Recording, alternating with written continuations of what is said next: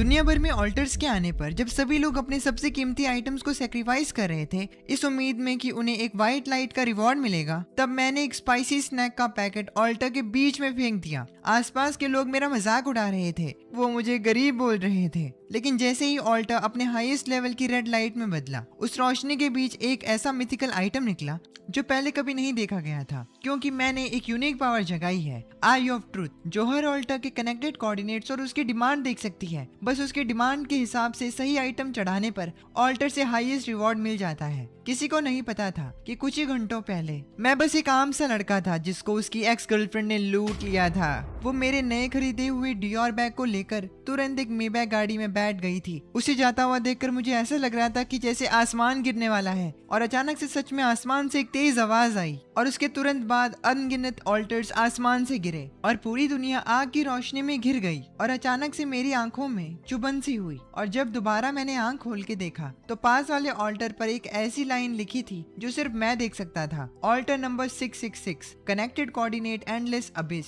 एक giant beast जिसने सब कुछ खा लिया है, लंबे वक्त ने उसको बोर कर दिया है।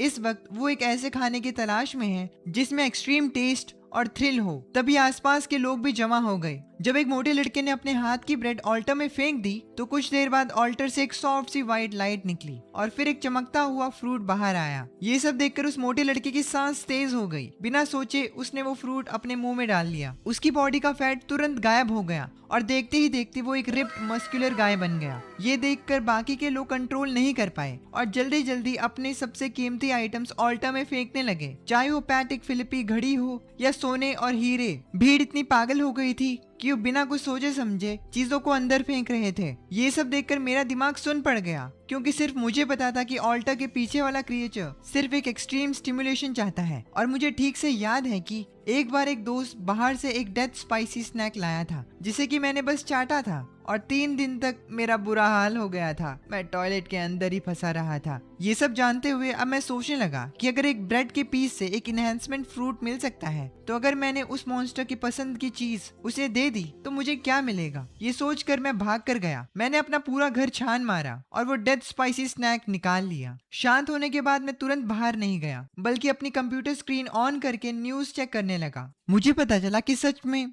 ग्लोबल इंटरनेट पर बवाल मचा हुआ है। हर वेबसाइट पर सिर्फ ऑल्टर वर्ड छाया हुआ था। इसी बीच मैंने एक न्यूज हेडलाइन पढ़ी जिसमें कि लिखा हुआ था कि मिडिल ईस्ट के एक शेख ने एक ट्रक भर के सोना सेक्रीफाइस करके सुपर पावर पा ली। ऑल्टर ने एक ब्लू रोशनी वाला बीज उस आदमी को दिया। उस अमीर आदमी ने जब उस बीज को खाया तो उसे वाइन्स समन करने की खतरनाक पावर मिली। इसके अलावा एक और न्यूज ने मेरा ध्यान खींचा।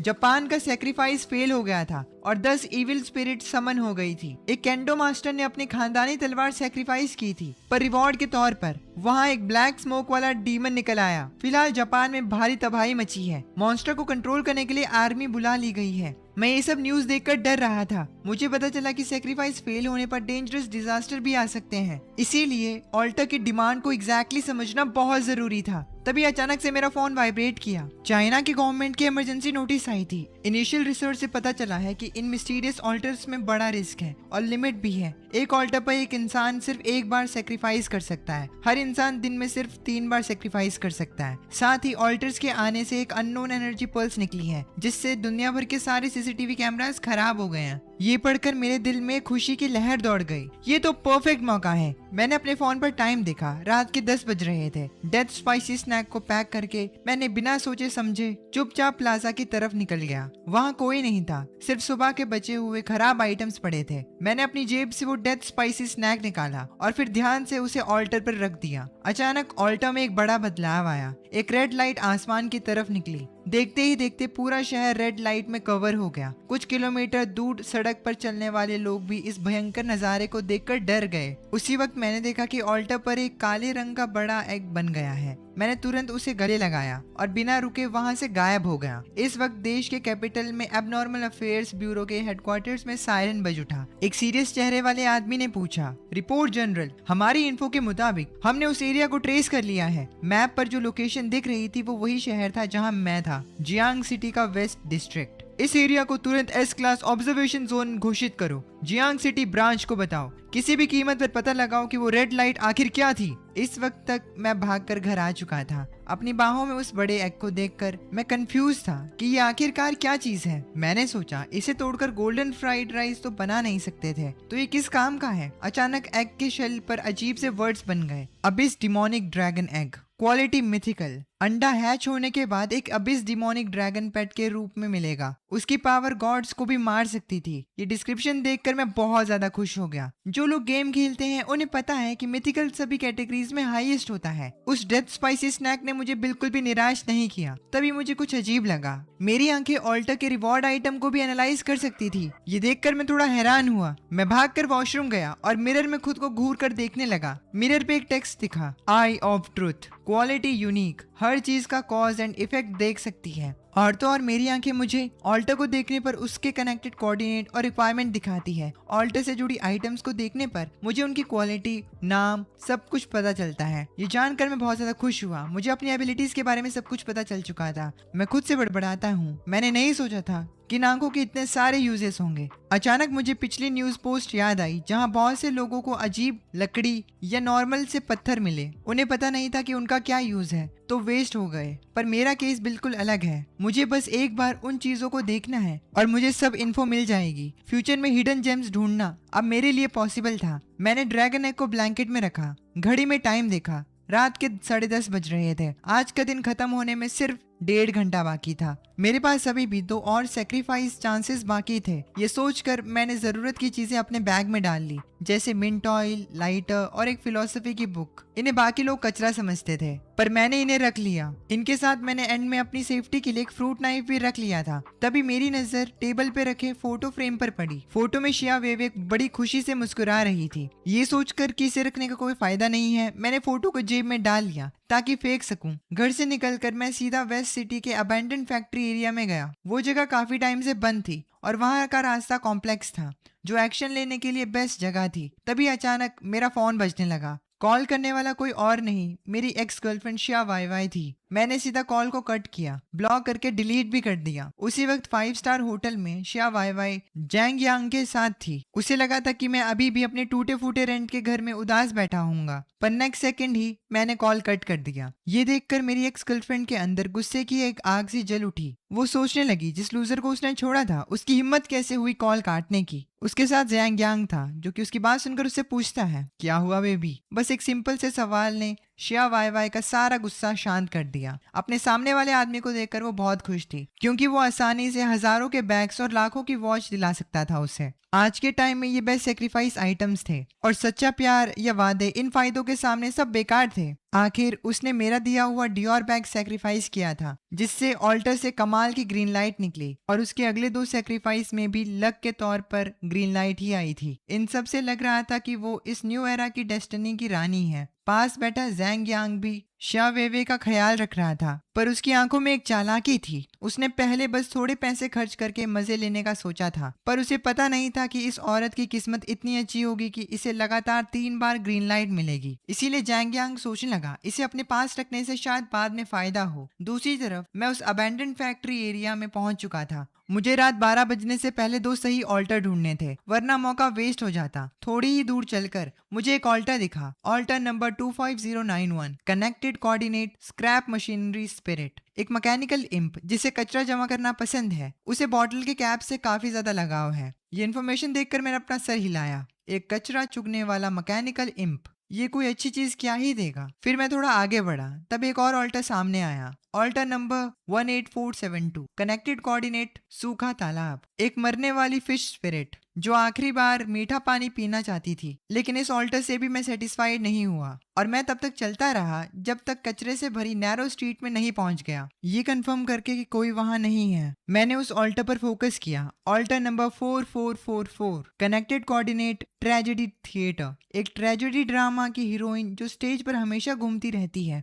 वो अपने पहले से ही फिक्स्ड स्क्रिप्ट से बोर हो चुकी है। अब उसे एक ऐसी चीज चाहिए जो असली बिट्रेयल से भरी हो, जिसमें बहुत ज्यादा नफरत और दर्द भरा हो। ये पढ़कर मेरी सांस रुक गई। पहले तो ऑल्टर का नंबर 444 था, और उसकी डिमांड भी एकदम अजीब लेवल की थी। फिर मुझे याद आया कि मेरा अभी हाल फिलहाल में ही तो ब्रेकअप हुआ था। मैंने शिया वाई वाई की फोटो बाहर निकाली और फिर उस पर फ्रूट नाइफ से कट लगाए। डर था कि नफरत और दर्द पूरी तरह से एक्सप्रेस नहीं हो पाएगा, इसीलिए मैंने आंखें बंद की और याद करने लगा, हम दोनों अलग अलग दुनिया के हैं, प्लीज मुझे और परेशान मत करना। शिया वाई वाई की ये बात सोचकर मैं अचानक मुस्कुराया। मैंने जेब से लाइटर निकाला और फोटो का थोड़ा हिस्सा जलाकर काला कर दिया। फिर मैंने उसको ऑल्टर पर रख दिया। अचानक एक पर्पल लाइट पिलर निकला। इसकी रोशनी रेड लाइट जितनी तेज तो नहीं थी और न्यूज में भी इस कलर की लाइट के बारे में नहीं बताया गया था। मुझे इस लाइट से काफी उम्मीद होने लगी। तभी वहां 5 पुरानी टिकट्स बाहर आईं और मैंने उन्हें तुरंत अपने हाथ में पकड़ लिया। आई ऑफ ट्रूथ एक्टिवेट हुई और टेक्स्ट आगे आया, सीरीज आइटम एक्ट 4 का एडमिशन टिकट, क्वालिटी एपिक, एक बार यूज होने वाला कंज्यूमेबल आइटम। इस टिकट को यूज करने पर किसी के भी अंदर के सबसे डीप डर या दर्दनाक मेमोरीज को बाहर लाया जा सकता है, जिससे उसकी मेंटल हेल्थ और बिगड़ जाएगी और वो 3 सेकंड तक मूव नहीं कर पाएगा। ये देखकर मैं काफी ज्यादा इम्प्रेस था। ये तो एपिक लेवल है। हालांकि ये पहले मिले ड्रैगन एग जितना पावरफुल नहीं था, पर 3 सेकंड का हार्ड कंट्रोल आइटम था। फाइट में लाइफ एंड डेथ डिसाइड करने के लिए इतना काफी था और लगता है कि ये किसी बड़ी सीरीज का एक पार्ट है। अगर इसके पहले के पार्ट्स में मिल जाएं तो पता नहीं क्या होगा। मैं ये सब सोच ही रहा था, लेकिन तभी मुझे रियलाइज हुआ कि मेरे पास ज्यादा सोचने का टाइम नहीं है, क्योंकि रात 12 बजने में आखिरी आधा घंटा बचा था। मैं फैक्ट्री एरिया में और ढूंढने लगा और एक और ऑल्टा मिला, alter number 7591, connected coordinate confusing cross roads. एक भटका हुआ एक्सप्लोरर सही रास्ता जाने की उम्मीद में है। इस इन्फॉर्मेशन को देखकर मैंने सिर हिलाया और आगे चला गया। मैं इस डिमांड का कोई सॉल्यूशन नहीं दे सकता था। थोड़ा आगे जाने पर एक ऑल्टर ने मेरा ध्यान खींचा, altar number 1988, connected coordinate silent library. एक ओल्ड लाइब्रेरियन दिल से किसी की तारीफ सुनना चाहता है। मैं इसे सिलेक्ट करने का सोच रहा था, पर छोड़ो, अपने पुराने बुरे दिनों के बारे में सोचकर मैंने ऑल्टर से मैक्सिमम प्रॉफिट निकालने की सोची। पूरी जगह का चक्कर लगाने के बाद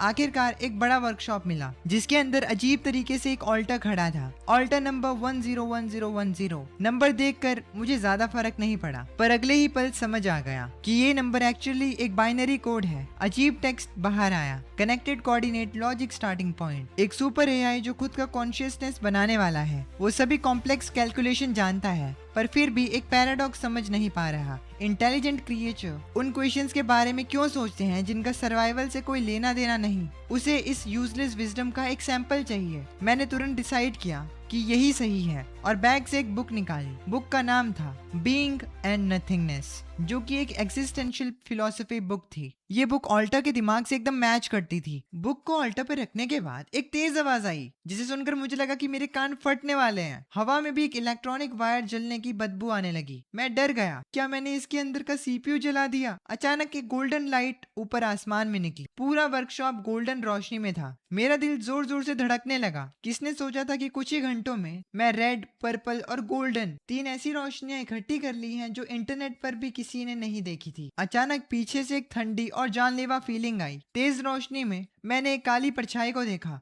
जो किसी इनह्यूमन स्पीड से मेरी तरफ आ रही थी। चाकू की नोक बस मेरी पीठ में घुसने वाली थी, पर अगले ही पल हमला करने वाले की बॉडी एक जगह में फ्रीज हो गई। उसके बाद दर्द भरी चिल्लाने की आवाज आई और उसका छोटा चाकू जमीन पर गिर गया। वो दर्द के मारे अपना सर पकड़ रहा था, क्योंकि मैंने आखिरी टाइम में एक्ट 4 का एडमिशन टिकट यूज कर लिया था, जिससे एनिमी अपनी दर्दनाक यादों में 3 सेकंड तक अटका रहा। मैंने जल्दी से अपनी कमर से फ्रूट नाइफ निकाला और एक ही वार में उसे खत्म कर दिया। फिर मैं दीवार के सहारे खड़े होकर अनकंट्रोलेबल तरीके से कांपने लगा। आखिर पहली बार किसी की जान ली थी। उसकी डेड बॉडी को देखकर मैंने अपना मुंह मोड़ा और पेट में जो भी था सब उल्टी कर दिया। थोड़ी देर बाद मैं खुद को संभाल कर खड़ा हुआ। लगता है हाई लेवल रोशनी फायदा तो देती है, पर साथ ही मौत को भी बुलाती है। ये अंधेरे में छिपे हुए खतरनाक लोगों को अट्रैक्ट करती है। फिर मैंने बॉडी के ऊपर 2 फेंट व्हाइट लाइट्स निकलती हुई देखी। आई ऑफ ट्रूथ एक्टिवेट की। Light weight leggings, quality normal, थोड़ी स्पीड और जंप हाइट बढ़ाती है, अनओन्ड स्टेटस। उसके बाद मैंने एक दूसरे आइटम को देखा, poor quality stamina emulate, quality normal, body की स्टेमिना थोड़ा बढ़ाता है और इसका भी कोई मालिक नहीं होता। अनओन्ड वर्ड पढ़कर मेरा दिमाग घूम गया। मुझे एक बहुत ही खतरनाक रूल समझ आ गया, किल एंड लूट। अगर एनिमी को मार दो तो उसके सेक्रीफाइस आइटम को अपना बना सकते हो। इस आदमी के पास 2 यूजफुल आइटम थे। हो सकता है पहले भी उसने किसी को मारा हो, पर इंटरनेट पर सिर्फ अलग अलग कलर की लाइट्स की ही न्यूज क्यों थी? किसी ने इस रिस्क के बारे में क्यों नहीं बताया? मुझे आगे चलकर और भी ज्यादा डर लगने लगा। ऐसा नहीं कि लोगों को पता नहीं था, पर जिन्हें पता था उन्होंने चुप रहना ठीक समझा, जिसकी वजह से कुछ लोग नीचे पड़ी उस बॉडी की तरह मर गए। कुछ लोग खुद हंटर बनना चाहते थे और कुछ लोग बोलने से डरते थे, जैसे गवर्नमेंट, क्योंकि अगर ये सच सबको पता चल गया तो इसका मतलब था ऑफिशियली मान लेना कि पुराना सिस्टम खत्म हो चुका है, डार्क फॉरेस्ट रूल चलने लगा है और पूरी दुनिया एक ऐसी खाई में गिर जाएगी जिसे कंट्रोल करना मुश्किल होगा। ये सोचकर मैंने टाइम वेस्ट नहीं किया। वो व्हाइट लाइट आइटम्स उठाए और सीधा ऑल्टा के सेंटर में देखा। वहाँ एक फिस्ट के साइज का मेटल क्यूब रखा था। मैंने आई ऑफ ट्रूथ एक्टिवेट की। Dimensional storage, quality legendary. Bind करने पर एक इनिशियल 1000 क्यूबिक मीटर का डायमेंशन स्पेस मिलता है। दिमाग की सोच से इसमें ऑल्टा के आइटम स्टोर और निकाल सकते हो। ये तो लेजेंडरी लेवल का आइटम निकला और एकदम मस्त सपोर्ट आइटम था। मुझे तुरंत अपने उस डिमोनिक ड्रैगन एग की याद आई जो घर पर था। मैंने सोचा कि उसे इस डायमेंशन में रखना सबसे सेफ रहेगा। जैसे ही मेरी उंगली क्यूब को टच की, मेरे माइंड में एक बहुत बड़ा स्पेस ऐड हो गया। मेरे सोचते ही एक्ट 4 का एडमिशन टिकट भी अंदर चला गया। ये सब करने के बाद मैंने फोन पर देखा, रात के 12 बज चुके थे। फिर मैंने उस खून से भरे फ्रूट नाइफ को रखा और उस जगह से निकलने का सोचा। पर जैसे ही मैं बाहर गया, अचानक आसमान को फाड़ते हुए एक बड़ी बिजली चमकी और बड़ी बड़ी बूंदों में बारिश शुरू हो गई। अभी थोड़ी देर पहले तो चांद सितारे चमक रहे थे, अचानक इतनी भयंकर बारिश कैसे? मैं सोचता हूँ कि ये बारिश काफी ज्यादा अजीब है, इसीलिए मैं वहीं रुके रहा और बाहर नहीं गया। मेरे बैग में एक छाता था, लेकिन मुझे नहीं पता था कि बारिश से कोई खतरा है या नहीं। ऑल्टर्स के आने के बाद दुनिया बहुत ज्यादा बदल चुकी थी। अब कहीं पर भी कुछ भी हो सकता था, इसीलिए मैंने वहीं रुकने का फैसला किया। तभी मैंने अपना फोन निकालकर चेक किया। सच में इंटरनेट पर बारिश से रिलेटेड मैसेजेस आने लगे थे। पहले ट्रेंडिंग टॉपिक सैक्रिफाइसेस आइटम था। अब सब यही पूछ रहे थे कि ओए, तुम्हारे उधर भी बिजली कड़क कर बारिश हो रही है क्या? भाइयों, इस बारिश में जरूर कुछ झोल है, भीगना मत, म्यूटेट मत हो जाना। मेरा क्या होगा? मैं भीग गया। मैंने तो अभी तक अपनी गर्लफ्रेंड का हाथ भी नहीं पकड़ा था। प्लीज मुझे ज़ॉम्बी मत बनाना। पोस्ट तेजी से रिफ्रेश हो रहे थे और मेरा दिल भी धीरे धीरे डरने लगा। अगर बारिश सच में लोगों को इन्फेक्ट करती है तो नतीजा बहुत बुरा होगा। मैं इसका तोड़ सोच ही रहा था कि तब भी एक रेड कलर की पोस्ट ने मेरा ध्यान खींचा और मैं चौंक गया। ओह शिट, बहुत बड़ी गड़बड़ हो गई। ऑल्टर्स गायब हो गए हैं। मैंने तुरंत पीछे घूमकर देखा और सच में पिछला ऑल्टर गायब हो चुका था। साथ ही में मैंने डर कर ये भी देखा कि वो मरी हुई बॉडी भी वहां से गायब थी। पर मुझे यकीन था कि वहां और कोई नहीं आया था और इसका एक ही रीजन हो सकता है, और वो है ये बारिश। इसके आने का मतलब है कि ऑल्टर्स गायब हो जाएंगे और ये पिछले दिन की सारी चीजों को धो देगी। ऊपर से पूरी दुनिया के कैमरास बंद पड़े थे। क्या ये मर्डर करके लूट मचाने का परफेक्ट एनवायरनमेंट नहीं है? जब पता चला कि बारिश खतरनाक नहीं है तो मैंने छाता निकाला और घर की तरफ निकल गया। मेरे जाने के थोड़ी देर बाद एबनॉर्मल अफेयर्स ब्यूरो वहां आई। जल्दी ही उनको वो जगह मिल गई जहां कुछ देर पहले तक ऑल्टर था। लीडर क्विन फैंग ने तुरंत टीम के पीछे देखा। वहां एक 20 साल की लड़की आगे आई। कल जब उसने सेक्रीफाइस किया तो उसको एनर्जी बैक ट्रैकिंग की पावर मिली थी। वो आसपास की बची हुई एनर्जी को सेंस कर सकती थी। जितनी पावरफुल एनर्जी, उसके मार्क्स उतने ही क्लियर होते थे। लिन वैन ने आंखें बंद की और सेंस करने लगी। अचानक उसने एक दर्द भरी आवाज निकाली और पीछे की तरफ गिरने लगी। क्विन फैंग ने उसको तुरंत संभाला। क्या हुआ? उसने उससे पूछा। लिनवान बहुत ज्यादा हाँफ रही थी और उसकी आवाज कांप रही थी। ये जगह कल वाले नानगोंग एरिया से बहुत अलग है। ऐसे मान लो कि अगर वो एक फायरफ्लाई थी तो ये रोशनी ऐसी है जैसे दिन का उजाला या जैसे सूरज। एक मेंबर से रहा नहीं गया और वो बोला, है क्या ये गोल्डन लाइट है? क्विन फैंग का चेहरा एकदम सीरियस हो गया। तुरंत इस जगह को ब्लॉक करो और इन्वेस्टिगेशन शुरू करो। साथ ही इसकी रिपोर्ट ऊपर हेड को दो। उन्हें बताओ, मुझे लगता है कि यहाँ कोई बहुत ही खतरनाक मॉन्स्टर छिपा हुआ है। दूसरी तरफ जैसे ही मैं घर आया, मैंने उस डिमोनिक ड्रैगन एग को डायमेंशनल स्पेस में रख दिया। अब मुझे एग के पकड़े जाने का डर नहीं था। मैं सोचने लगा, अगर हैच होने के बाद निकला हुआ ड्रैगन भी इसमें जा सके तो और भी बढ़िया। पर उससे पहले सबसे बड़ी बात ये थी कि इसे हैच करे कैसे। मुझे मूवीज में देखा हुआ ब्लड कॉन्ट्रैक्ट याद आता है और मैं वही चीजें ट्राई करने लगता हूँ। जैसे ही मैंने अपने खून की एक बूंद एग शेल पर डाली, अचानक ड्रैगन एग पर एक छोटी लाइन लिखी हुई आई, हैच कंडीशन, काफी मात्रा में खून एब्जॉर्ब करना। ये मेरे आइडियाज से थोड़ा अलग था, पर अपना खून देना काफी नहीं होगा। अब कल ही जाकर कुछ और करना पड़ेगा। आज दिन भर मैं अलर्ट रहा और इस वजह से मैं काफी थक चुका था, इसीलिए मुझे जल्दी नींद आ गई। सुबह 5 बजे एक जोर की सायरन आवाज ने मुझे उठा दिया। देखा तो ऑल्टर सच में वापस आ चुके थे। मैंने फोन निकाला और फॉरम चेक किया। जल्दी मुझे कुछ नए अपडेट्स मिले। रात की ग्रे बारिश से बॉडी को कोई हार्म नहीं होता और साथ ही बारिश सुबह 5 बजे रुक जाती है और ऑल्टर्स वापस आ जाते हैं। उठने के बाद मैंने सोचा कि बाहर चलकर कुछ खा लिया जाए और सोचा जाए कि अंडे के लिए इतना खून कहाँ से मिलेगा। मैं तुरंत रेस्टोरेंट में नूडल्स का ऑर्डर देकर अपना फोन चेक कर रहा था, पर आज भी इंटरनेट पर सब लोग सिर्फ सेक्रीफाइस के बारे में बातें कर रहे थे। कुछ लोग तो सेक्रीफाइस के चक्कर में जुआरी बन चुके थे।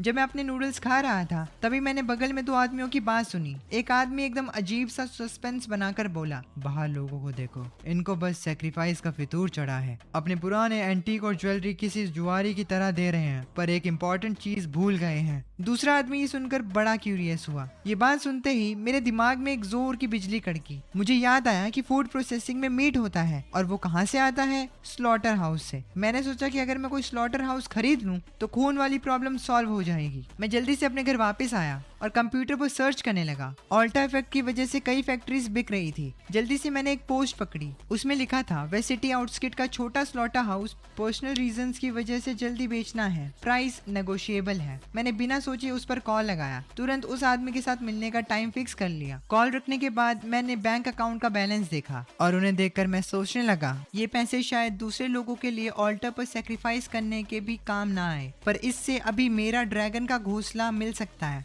दोपहर के 2 बजे मैं जियांग सिटी के आउटस्कर्ट्स में गया। वहाँ एक मिडिल एज आदमी ने मुझे वेलकम किया और अपनी फैक्ट्री दिखाने लगा। मैं बस आसपास घूर रहा था और कुछ नहीं बोला। मेरा ये ठंडा और इंटरेस्टेड ना दिखने वाला बिहेवियर देखकर आदमी कंफ्यूज हो गया और डरते डरते थोड़ा बड़ा हुआ रेट बताया, लेकिन मैंने उसे कुछ नहीं कहा, सिर्फ ना में सर हिलाया। बहुत बार्गेनिंग के बाद आखिरकार उसके बताए प्राइस के 40% पर मैंने उस जगह को खरीद लिया था। अगले आदमी ने कॉन्ट्रैक्ट साइन करने के बाद चाबियां मुझे दे दी थी और पास वाले फार्म्स के नंबर भी दे दिए थे, जिससे मेरा सप्लाई वाला प्रॉब्लम डायरेक्टली सॉल्व हो गया। मैंने जब उस फैक्ट्री का चक्कर लगाया तब मुझे बेसमेंट का खुफिया रास्ता मिला। वो एक पुराना स्टोरेज रूम था। अचानक मैंने अपने आई से एक छोटी सी एनर्जी सेंस की। धीरे धीरे लकड़ी का बोर्ड हटाया तो एक ऑल्टा मेरे सामने दिखा। ये ऑल्टा एकदम ब्लड रेड था और वहां से दिल धड़कने की आवाज आ रही थी। अपना डर को दबाते हुए मैंने आई ऑफ ट्रूथ चलाई, जिसकी वजह से मेरी आंखों में बड़ा दर्द हुआ। तब आग जैसी लाल रंग के लेटर्स उभरे, altar number 40, connected coordinate crimson throne, सभी चीजें खाना है जब तक क्रिम्सन का राज ना आ जाए। स्पेशल एट्रीब्यूट इटर्नल ऑल्टर, ये ऑल्टर हमेशा यहाँ रहेगा और तुम्हारे डेली सेक्रीफाइस लिमिट कंज्यूम नहीं करेगा। तुम इस पे अनलिमिटेड सेक्रीफाइस कर सकते हो। स्पेशल एट्रीब्यूट फ्लैश फर्नेंस, तुम किसी भी ऑल्टर आइटम को वापस ब्लड एंड फ्लैश मटेरियल में बदल सकते हो।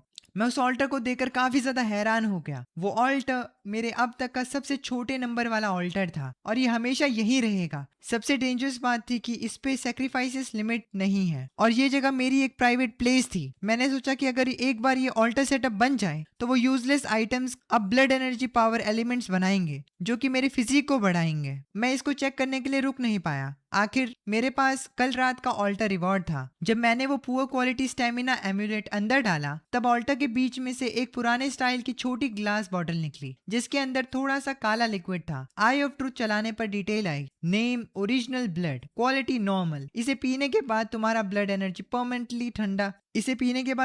एनर्जी परमानेंटली थोड़ा बढ़ जाएगा। ये जैसा मैंने सोचा था बिल्कुल वैसा ही था। बिना हेजिटेट किए मैंने इसे पी लिया। मुझे लगा था ये अजीब और बदबूदार खून होगा, पर सच में ये काफी स्मूथ और स्वीट था। जब मैं सोच रहा था कि कोई रिएक्शन क्यों नहीं हुआ, अचानक मेरी बॉडी में एक हीट वेव आई। मुझे महसूस हुआ कि मेरा हर एक सेल बॉडी की हीट को तेजी से खींच रहा है। मेरी बॉडी से भाप निकलने लगी। ये बाकी प्रॉप से बिल्कुल अलग फीलिंग दे रहा था क्योंकि ये डायरेक्ट मेरे ब्लड से आ रहा था। मैं मीट के एक टुकड़े के पास गया और मेरे एक सिंपल से पंच ने उस भारी 100 पाउंड के मीट को उड़ाकर कॉर्नर में फेंक दिया। ये मेरे एक्सपेक्टेशन से ज्यादा भयंकर था। सोचो तुमने अभी सिर्फ एक नॉर्मल ओरिजिनल ब्लड की बोतल पी है। इस स्पीड से फिजिकल गॉड बनना अब सपना नहीं था। मैं अपनी बॉडी कंट्रोल कर रहा था। Alright guys, this was it. कल मेरा एग्जाम है तो मैंने इसे जितना हो सके उतना शॉर्ट रखने की कोशिश की है। ओह सॉरी, आज मेरा एग्जाम है 8 साढ़े 8 बजे, देखोगे यार। एनीवेज एग्जाम और मैं एक रात पहले पूरी वीडियो बना चुका हूँ इसके बारे में। एक थोड़ी सी रह गई है, ये प्लेन करना कर ही देते हैं यार। नहीं नहीं, बाद में करूंगा, थक गया हूँ अब। Anyways, thanks for watching this video. अगर तुम्हें इसका पार्ट 2 चाहिए होगा तो प्लीज़ कमेंट सेक्शन में पार्ट 2 लिख देना और इस वीडियो को जितना हो सके उतना हाइप कर देना। अगर इस वीडियो को 50,000 हाइप पॉइंट्स मिल जाते हैं तो मैं इसका पार्ट बनाऊंगा, वरना nah। Thanks for watching, this is anime Shubh signing off. मैं अपनी एक्साइटमेंट को कंट्रोल करता हूँ और प्लान बनाता हूँ कि कल मुर्गियों का एक बैच लाऊंगा ताकि ड्रैगन एग को हैच कर सकूं। लेकिन अभी मुझे उन बेकार आइटम्स को कलेक्ट करना है जो कि किसी को नहीं चाहिए। बहुत से लोग ऑल्टर्स पर भारी कीमत देकर सेक्रीफाइस करते हैं पर उन्हें कचरा मिलता है और यही कचरा मेरा टारगेट है। गैम्बलिंग में रिस्क हो सकता है पर कचरे उठाने में नहीं। दोपहर को मैं पोल्ट्री फार्म के बॉस से कांटेक्ट करता हूँ पर एक नई प्रॉब्लम आती है। मुर्गियां खरीदने के लिए पैसे चाहिए और स्लॉटर हाउस खरीदने में मेरी सारी सेविंग्स खत्म हो चुकी हैं। भले ही नया जमाना आ गया हो पर पैसा अभी भी सब कुछ कंट्रोल करता है। इसलिए मैं डिसाइड करता हूँ कि पहला थोड़ा कचरा उठा कर देखते हैं कि कोई ट्रेजर मिलता है या नहीं। अपना नया exclusive star rainbow throne altar मिलने के बाद मैं आज की सेक्रीफाइसेस लिमिट्स यूज करने के लिए नए ऑल्टर्स ढूंढने निकलता हूँ। जैसे ही मैं वेजिटेबल मार्केट के पास पहुंचता हूँ, सामने से एक दर्दनाक चीख सुनाई देती है। एक फटे हुए साधु के कपड़े पहने हुए ह्यूमनॉइड मॉन्स्टर एक पेडेस्ट्रियन को नोच कर खा रहा था। मैंने तुरंत अपनी आई ऑफ ट्रुथ यूज की। Flesh eating heat monk, ordinary disaster, एक टेंपल गार्ड मॉन्क जिसे मटन चुराने के झूठे इल्जाम में पीट पीट कर मार डाला गया था। वो मीट से जुड़ी हर सेक्रीफाइस से नफरत करता है। मुझे तुरंत समझ आ गया कि किसी डेड शाने ने मीट का आइटम सेक्रीफाइस किया होगा जिसकी वजह से ये आफत आ गई। ये तो खुद मौत को बुलाने वाली बात है। अचानक कुछ ऑफ रोड व्हीकल्स तेजी से वहां आती हैं। गाड़ियों के दरवाजे खुलते हैं और कुछ लोग तुरंत बाहर कूदते हैं। उनको लीड कर रहा था अनोमली अफेयर्स ब्यूरो का ग्रुप लीडर क्विन फैंग। उसने सीरियस होकर कमांड्स दिए और जल्दी ही उस एरिया को सील कर दिया गया। भीड़ को तुरंत हटा दिया गया उस जगह से, पर मैं थोड़ी दूर खड़ा रहा। क्विन फैंग ने अपने पीछे खड़ी औरत की तरफ देखा और उसने कहा, लीडर, एनर्जी फ्लक्चुएशन बहुत स्ट्रॉन्ग है, संभल कर रहिएगा। लिनवान का चेहरा सीरियस था। मैं पुलिस लाइन के पीछे से सब साफ सुन रहा था। बाप रे, ये एनर्जी फ्लक्चुएशन सेंस कर सकती है। ये तो चलता फिरता ह्यूमन डिटेक्टर है। अचानक लिनवैन को कुछ फील हुआ और उसने सीधा मेरी तरफ देखा। नजरें मिलते ही मैंने अपने अंदर का डर छुपाया और बाहर से एक नॉर्मल इंसान की तरह एक्ट करना शुरू किया। लिनवॉन ने हल्के से बाहें सिकोड़ी। उसे अभी एक अजीब सी एनर्जी फ्लक्चुएशन फील हुई थी, पर वो एनर्जी फ्लक्चुएशन इतनी कम थी कि वो इस चीज को लेकर श्योर नहीं थी। क्या वो मेरा इल्यूजन था? तभी मार्केट के अंदर उस मॉन्क ने गुस्से भरी दहाड़ मारी। क्विन फैंग ने तुरंत अपने टीम मेंबर्स को फायरिंग करने का ऑर्डर दिया, लेकिन उस इविल मॉन्क को मॉडर्न वेपन से कोई डर नहीं था। ये देखकर क्विन फैंग ने ऑर्डर दिया, क्लोज कॉम्बैट, टीम 2 लीडर्स। आवाज आते ही 2 फिगर्स तेजी से आगे बढ़े। एक की स्पीड इतनी तेज थी कि उसकी शैडो दिख रही थी। उसने डैगर उठाया और मॉन्क की गर्दन के पीछे अटैक कर दिया। दूसरे ने एक बड़ा सा आयरन फ्रेम उठाकर उस मॉन्स्टर के सर पर जोरदार वार किया। इस हैवी अटैक से मॉन्क का बैलेंस बिगड़ गया। क्विन फैंग ने इस मौके का फायदा उठाया और खुद मैदान में कूद गया। उसकी लंबी तलवार पर चमकती हुई बिजली दौड़ने लगी और सिर्फ एक ही वार में उसने मॉन्क का सर धड़ से अलग कर दिया। ये सब देखकर मैं काफी शॉक था। उनका टीम वर्क बहुत कमाल का था और अभी मेरा लेवल उनसे बहुत नीचे था। मुझे जल्दी से खुद को इम्प्रूव करना होगा, क्या पता उनसे लड़ाई ना करनी पड़ जाए। वेल, सूरज ढलने वाला था तो मैंने ऑल्टर ढूंढने के लिए एक सेफ जगह जाने का सोचा और शहर के बाहर की तरफ निकल पड़ा। रास्ते में मुझे कई ऑल्टर्स दिखे पर उनकी क्वालिटी पहले वाले दिन से बहुत खराब थी। जब मैं एक आधी बनी हुई बिल्डिंग के पास से गुजरा तो मेरी आई ऑफ ट्रुथ ने एक वीक एनर्जी फ्लक्चुएशन पकड़ी। मैं सीढ़ियों से सेकंड फ्लोर पर गया तो वहाँ एक अजीब सा ऑल्टर दिखा। Altar number 1955, connection beacon, eternal clock city. एक क्लॉक मेकर गॉड जो परफेक्ट प्रिसीजन चाहता है क्योंकि उसकी बनाई हुई इटर्नल क्लॉक बहुत ज्यादा परफेक्ट थी, इसीलिए वो एंडलेस बोर्डम में चला गया है। वो कुछ बदलाव चाहता है। ये पढ़कर मैं खुद को रोक नहीं पाया और मैंने सोचा ये तो फालतू के नखरे हैं। ऑल्टा का नंबर काफी आगे था तो शायद कुछ अच्छा मिलता, पर टाइम ना दिखता है ना उसे छुआ जा सकता है, तो समझ नहीं आ रहा था कि ऐसी क्या चीज सेक्रीफाइस की जाए जो इसकी रिक्वायरमेंट को पूरा करे। इसीलिए मैंने उसे छोड़कर दूसरा ऑल्टर ढूंढना बेटर समझा। सबर्ब्स में थोड़ा और आगे जाने पर एक मकड़ी के जाले से बना मिस्टीरियस ऑल्टर मिला। ऑल्टर नंबर 37112, कनेक्शन बीकन या फिर connection coordinate, pig demon nest. एक पिग डीमन माँ जिसकी आवाज चली गई है, उसका बच्चा पूरे सपने की वजह से रोज रात रोता है। वो अपने बच्चे को शांत कराने के लिए एक बार फिर मैजिक पिग ललाबाई गाना चाहती है। रिक्वायरमेंट कमेंट पढ़कर मेरा दिमाग घूम गया। मैं सोचने लगा कि इंसानों की लोरी तो मैं पढ़ नहीं सकता, ये पिग डीमन की लोरी कहाँ से लाऊंगा। कितना अजीब साउंड कर रहा है वैसे, ठीक है आई। ये सोचकर मैं डिसअपॉइंट होकर वहां से चल दिया। लगातार 2 बार फेल होने से मुझे थोड़ी टेंशन होने लगी। जैसे ही मैं इस एरिया को छोड़ने वाला था, एक बस स्टैंड से आती हुई हल्की सी रोशनी ने मेरा ध्यान खींचा। मैं तेजी से उस रोशनी की तरफ गया। वहां एक ऑल्टर था जो पूरी तरह से माचिस की तिलियों से बना था। उसके पास खड़े होते ही एक अजीब सी उदासी ने मुझे घेर लिया। मैंने तुरंत आई ऑफ ट्रुथ एक्टिवेट किया।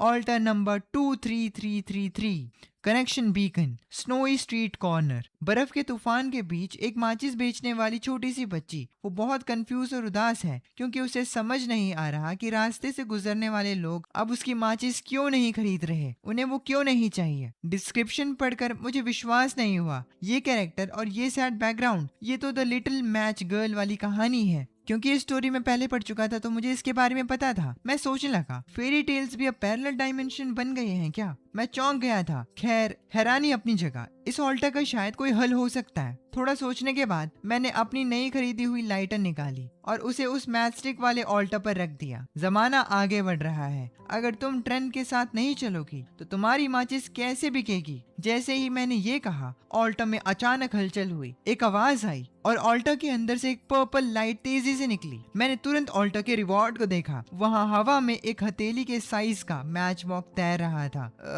ओ बस यही, मेरा दिमाग सवालों से भर गया। पर फिर मैंने जल्दी से आगे बढ़कर उसे पकड़ लिया। एक बुरी फीलिंग आ रही थी उसे पकड़कर। मेरी आईज ने मुझे बताया, match box of hope, quality epic, हर सुबह 5 बजे ऑटोमेटिकली 5 उम्मीद की माचिसें जनरेट करता है। ये डिस्क्रिप्शन पढ़कर मैं चुप हो गया। एपिक आइटम और सिर्फ 5 रद्दी माचिस। ट्राई करने के लिए मैंने सारी माचिसें बाहर निकाली और हाथों में रख ली। मैंने आई ऑफ ट्रूथ को दोबारा एक्टिवेट किया। उसने मुझे उस आइटम के बारे में बताया, मैच ऑफ होप, जलने पर बहुत गर्मी और रोशनी देती है, हवा या पानी से जल्दी बुझती नहीं है। ये डिजास्टर टारगेट्स को एक्स्ट्रा बर्न डैमेज दे सकती है। ये सुनकर मैं सोचने लगा, डिजास्टर मॉन्स्टर को डैमेज दे सकती है, ये थोड़ा इंटरेस्टिंग है। हो सकता है ब्लैक लाइट मॉन्स्टर के खिलाफ ये चीज काम आए, मैंने सोचा। पर सिर्फ 5 तिल्लियां, ये थोड़ा यूजलेस सा है। जैसे ही मैं उस मैच बॉक्स को अपने डायमेंशनल वेयरहाउस में रखने वाला था, मेरे दिमाग में एक आइडिया आया। इन छोटी माचिसों की क्वालिटी नॉर्मल है। अगर मैं इन सबको अपने स्टार रेनबो थ्रोन ऑल्टर को सेक्रीफाइस कर दूं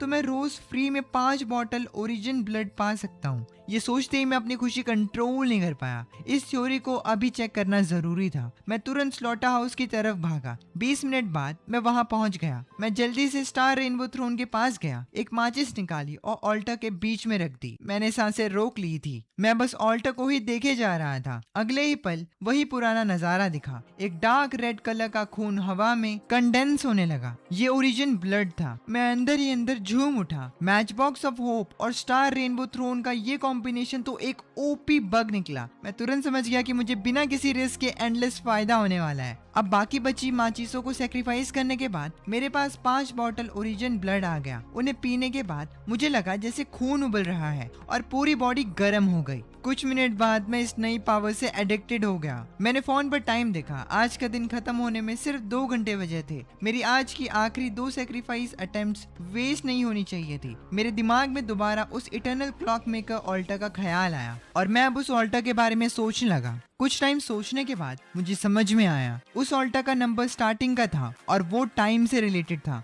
मैं सोचने लगा, अगर ऐसा है तो उसका रिवॉर्ड पक्का बढ़िया ही होगा, पर इसके लिए कैसा सेक्रीफाइस चाहिए होगा। ये सोचते हुए मैंने इधर उधर देखा और मेरी नजर एक पुराने डेस्क कैलेंडर पर रुकी। जब मेरे डैड जिंदा थे तो वो ऑफिस से इस कैलेंडर को लाए थे, जिसे मुझे फेंकने का मन नहीं किया। उस कैलेंडर पर अलग अलग तरह के मार्क्स थे। सबसे ज्यादा हाईलाइट किया हुआ दिन जून 7 था, जिस पर ब्लैक सर्कल था। ये वो दिन था जब मेरे पेरेंट्स का कार एक्सीडेंट हुआ था और इस दिन मैं उनकी आत्मा की शांति की पूजा करने जाता था। कैलेंडर के आगे पेज पलटने पर सितंबर 15 को मेरी और शिया वेवे की एनिवर्सरी मार्क थी। दिसंबर 24 को शिया वाई का बर्थडे था। इसमें और भी मार्क्स थे, जैसे salary day, credit card payment, friend की शादी और रेंट देना। ये मार्क्स अच्छे और बुरे दोनों थे, जो मेरी पूरी लाइफ टाइमलाइन को दिखाते थे। तभी मेरा दिमाग उस क्लॉक मेकर ऑल्टर के बारे में क्लियर हुआ। उसने जो टाइम बनाया है वो बहुत परफेक्ट है, उसमें कोई गलती नहीं है, इसीलिए कोई सरप्राइज या एक्सीडेंट भी नहीं है, कोई खुशी या दुख नहीं है, वो एक मरी हुई दुनिया जैसा है। पर मेरे वाला कैलेंडर अलग है, ये एक इंसान की लाइफ दिखाता है। इसका टाइम कॉम्प्लेक्स है, मेसी है और अनसर्टेनिटी से भरा हुआ है, इसीलिए ये टाइम जिंदा है। उस ऑल्टर को और एडवांस टेक्नोलॉजी नहीं,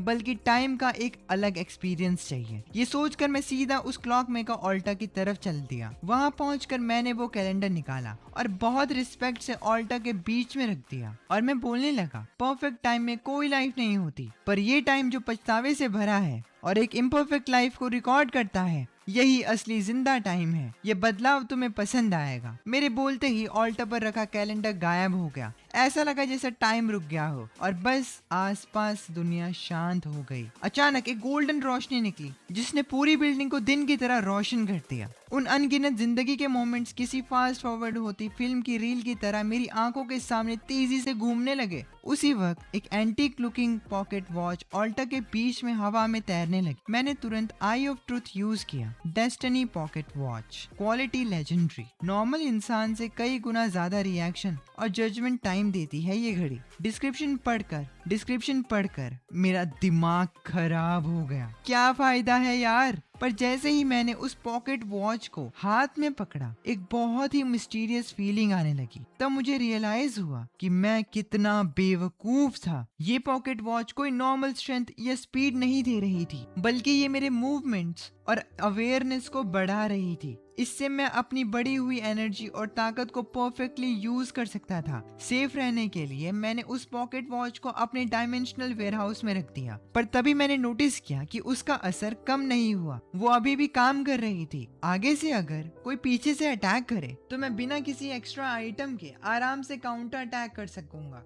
इतना सब हो जाने के बाद मैंने टाइम देखा। रात के 10:40 हो रहे थे। ऑल्टर रिफ्रेश होने में सिर्फ 1 घंटा 20 मिनट बचे थे और मेरे पास एक आखिरी सेक्रीफाइस का चांस था। पर इस पूरे एरिया को छान मारने के बाद भी मुझे सिर्फ 2 बेकार ऑल्टर्स मिले थे। एक का लिंक उस दलदल से था जहां जाइंट मच्छर थे और दूसरा डंग बीटल पार्क से जुड़ा था। अचानक दूर से गालियां देने की आवाज आई। इन्हें सुनकर मेरी फट गई। मैं सोचने लगा, यहाँ और भी लोग हैं। मैं तुरंत अलर्ट हो गया और मैं छुपके से आगे बढ़ रहा था। और तभी मैंने देखा कि एक खुले गोदाम जैसी जगह पर 2 ग्रुप्स की आपस में झड़प हो रही है। उनके पास ही में एक ऑल्टर था जो पिंक लाइट दे रहा था, जिसकी शेप एक सेंसुअस चार्म जैसी थी। मेरा दिल जोरों से धड़कने लगा। इस लाइट को देखकर ही लग रहा था कि ये सिंपल नहीं है। मैंने अपनी आई ऑफ ट्रुथ यूज की। Altar number 9269, connection beacon, bliss demon palace.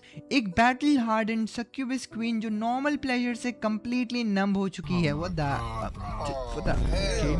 उसे अब एक ऐसी फिजिकल स्टिमुलेशन चाहिए जो सीधा उसकी आत्मा को झंझोड़ दे। ये डिटेल्स पढ़कर मैंने लंबी सांस ली और ऑल्टर का नंबर काफी आगे था, पर इसका डिस्क्रिप्शन थोड़ा नॉटी लग रहा था। लेकिन जैसे ही मैंने अपने बैग को चेक किया, मुझे याद आया कि उसमें एक आइटम पड़ा है जो बिल्कुल इसी काम के लिए ठीक बैठेगा। तभी मैदान में सीन बदला। एक साइड एक मोटी गोल्ड चेन पहना हुआ गंजा आदमी था जिसके पीछे दर्जनों गुंडे थे। दूसरी साइड सिर्फ 4 लोग थे जिन्हें एक टॉल और हॉट फिगर वाली लड़की लीड कर रही थी। वो गंजा आगे बढ़ा और बुरी तरह मुस्कुराते हुए बोला, तुम लोग सीधी तरह नहीं मानोगे ना, हमारे भाइयों की सामान छीनने की हिम्मत की। चुपचाप सामान निकाल दो और इस लड़की को हमें दे दो तो शायद हम तुम्हारी जान बख्श दें। पर वो लड़की बिना डरे वैसे ही खड़ी रही। उसने ठंडे दिमाग से सिर्फ एक वर्ड कहा, निकल। गंजा उसी पल पागल हो गया। इस रेज बीट में फंस गया था गंजा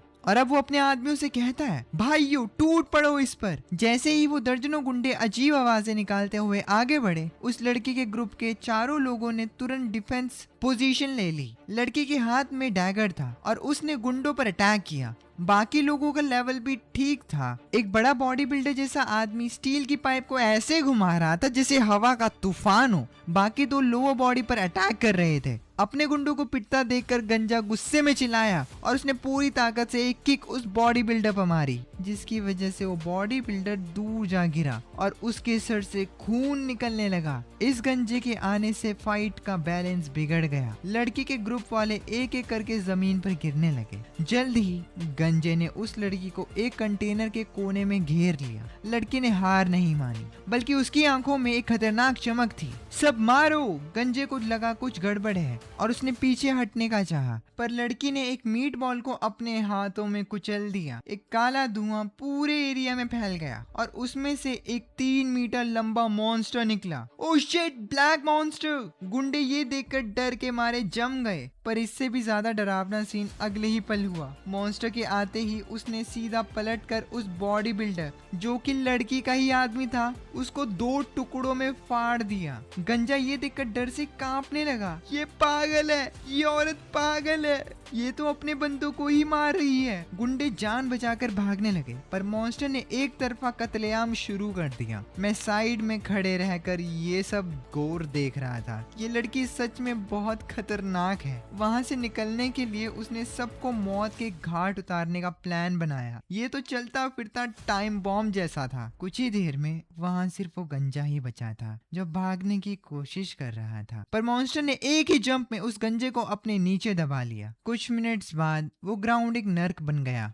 गुंडे और उस लड़की के साथ ही सबकी लाशें वहां पड़ी थी। पर पेट भर खाना खाने के बाद भी वो मॉन्स्टर गायब नहीं हुआ, बल्कि नया शिकार ढूंढने के लिए आसपास ही घूम रहा था। और जिस लड़की ने उसे बुलाया था वो एक पिलर के पीछे छुपी हुई थी, सांस लेने में भी डर रही थी। तभी मैंने टाइम की तरफ देखा, क्योंकि मुझे अभी भी ऑल्टर से रिवॉर्ड चाहिए थे, चाहे जान ही क्यों ना चली जाए। MCRU alright. मैंने टाइम देखा, 11:50। अब और वेट नहीं कर सकता, वरना आज का लास्ट चांस वेस्ट हो जाएगा। मैंने एक लंबी सांस ली और अपना फोकस एडजस्ट किया। फिर मैंने अपनी सारी ब्लड एनर्जी इकट्ठी की और उस पागल औरत की तरफ तेजी से बढ़ा। पिलर के पीछे छुपी उस औरत को तुरंत डेंजर फील हो गया, पर उसने भागने की बजाय अपना डैगर टाइटली पकड़ा और काउंटर अटैक किया। उसने एक बहुत ही ट्रिकी एंगल से मेरे दिल पर वार किया। अगर पहले का टाइम होता तो इस वॉर से बचना मुश्किल था, लेकिन अब ओरिजिन ब्लड और पॉकेट वॉच की पावर्स की वजह से उस लड़की के अटैक की डायरेक्शन मुझे एकदम साफ दिख रही थी। इतनी साफ कि हंसी आ जाए।